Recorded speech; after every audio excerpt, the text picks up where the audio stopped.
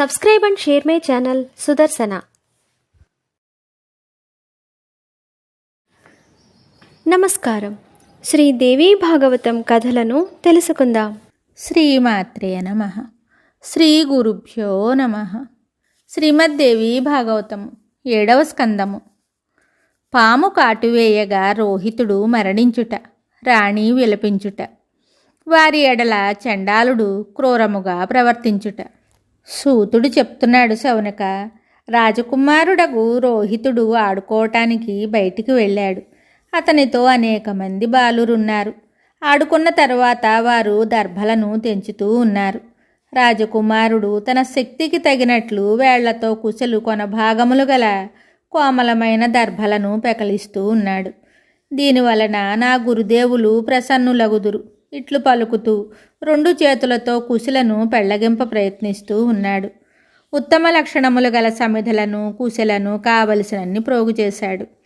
అగ్నిహోత్రమునకు శ్రద్ధతో పలాస వృక్షపు కర్రలను కూడా త్రుంచాడు.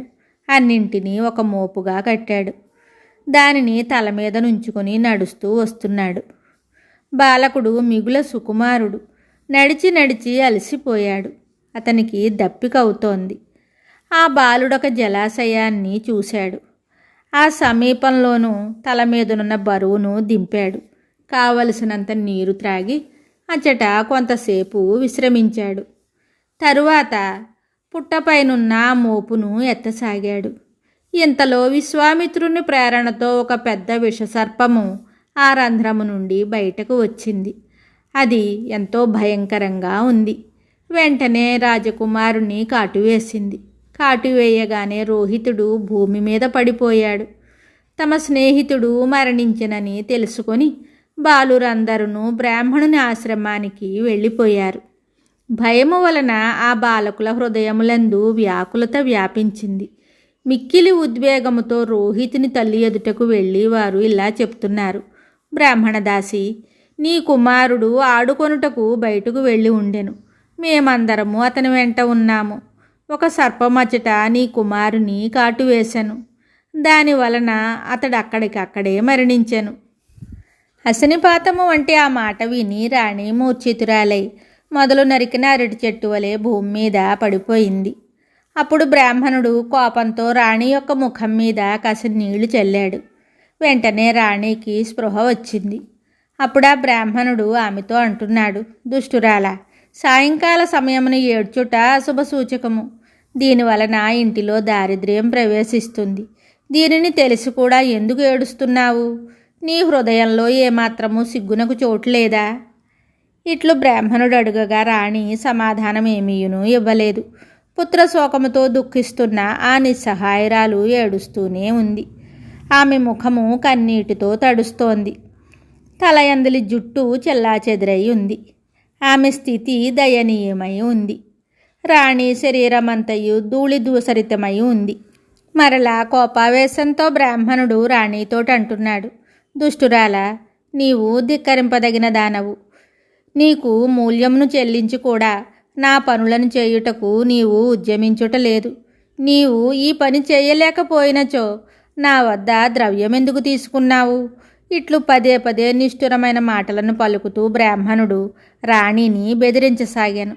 రాణి కనుల నుండి ఎడతెగకుండా అశ్రువులు రాలుచుండెను. ఆమె దుఃఖముతో బొంగురుపోయిన గొంతుకుతో తాను ఏడ్చుటకు కారణమును బ్రాహ్మణునితో చెప్పెను. స్వామి, నా కుమారుడు చిన్నవాడు బయటకు వెళ్ళెను. వానిని సర్పము కాటువేశాను. వాడు మరణించెను. బ్రాహ్మణోత్తమ, నేను ఆ బాలుని చూచుటకు వెళ్ళగోరుచున్నాను. దయచేసి మీరు నాకు అనుమతినివ్వండి. పుత్రుని దర్శించుట నాకు పరమ దుర్లభమయ్యను. ఇట్లు కరుణార్ద్రమైన మాటలను పలికి రాణి మరలా దుఃఖించసాగింది. అప్పుడు కోపముతో ఆ బ్రాహ్మణుడు ఆమెతో మరలా ఇలా అంటున్నాడు, నీచ వ్యవహారమునందు ఆసక్తురాలు వగు మూర్ఖురాల, నీకు పాపము గురించి తెలియదా? స్వామి నుండి డబ్బును తీసుకొని అతని కార్యమును చక్కగా నిర్వహించని వాడు భయంకరమైన రౌరవ నరకమునందు పడును. ఒక కల్పము నరకమును అనుభవించిన తరువాత అట్టివాడు కోడి యోనియందు జన్మించును. నీకు ఏమాత్రమైనను పరలోక భయమున్నచో వచ్చి వెంటనే నా పనియందు లగ్నము కమ్ము.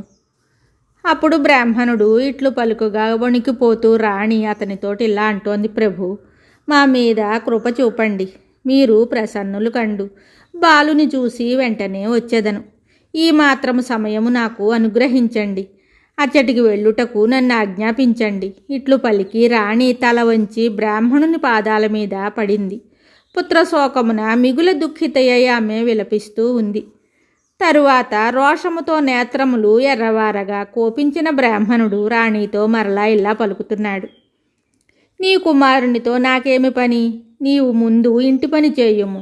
కొరడా దెబ్బలను కొట్టు నా కోపమును నీవెరగవా? ఇట్లు బ్రాహ్మణుడు పలుకగా రాణి ధైర్యమును వహించి ఇంటి పనులను చేయసాగింది.